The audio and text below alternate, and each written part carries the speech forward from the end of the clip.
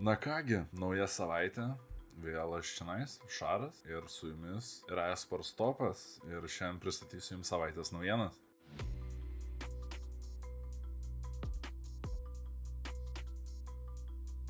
Na kągi, pradedam kaip visą laiką nuo CESo. Dabar jau vakar prasidėjo pasaulio čempionatas, Azijos ir Amerikos šalių RMR etapas.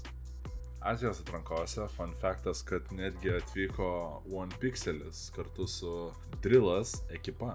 Tai jie jau yra per žingsnį nuo pasaulio čempionato. Amerikos turnyrą žaidžia žymiai daugiau komandų, tokių kaip Team Liquid, Furia, 9Z, Complexity ir panašiai. Ir antradienį pradeda jos visą group stage etapą. Daugiau informacijos stebėkite esportstop.lt, o detalę informaciją jau paskelbsime kitą savaitę.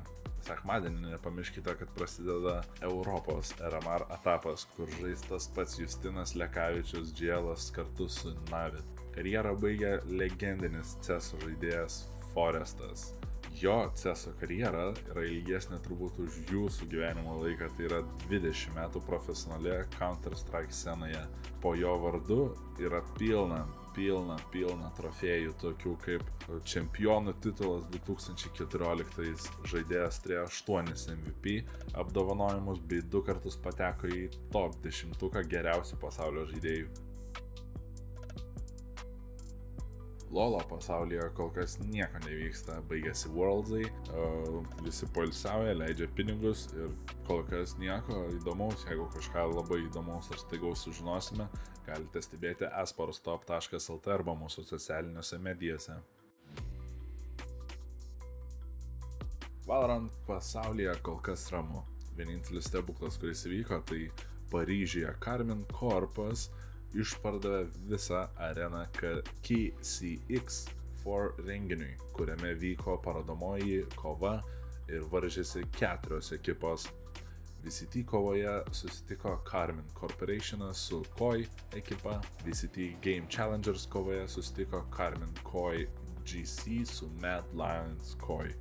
Viskas vyko Paryžiaus La Défense arenoje, kuri talpina virš 30 000 žmonių.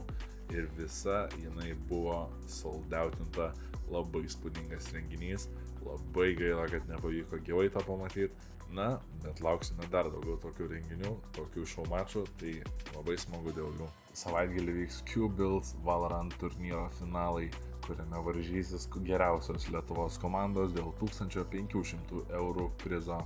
Viskas vyks Vilniaus Akropolyje Topo centre. Galėsite atvykti gyvai, pamatyti visas komandas, paprašyti autografo ar nuotraukas, o jeigu negalėsite vis dėlto atvykti, tai viską galėsite stebėti Q-Build live streame.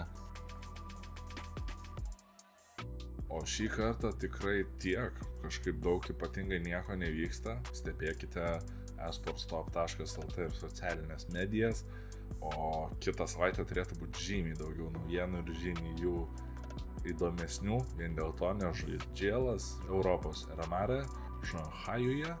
Linkime jam didžiausios sėkmės, pamiegok, pailsėk, o mes stebėsime naujienas ir stengsime kuo greičiau jums jas pranešti. Gero vakaro ir iki kitos savaitės.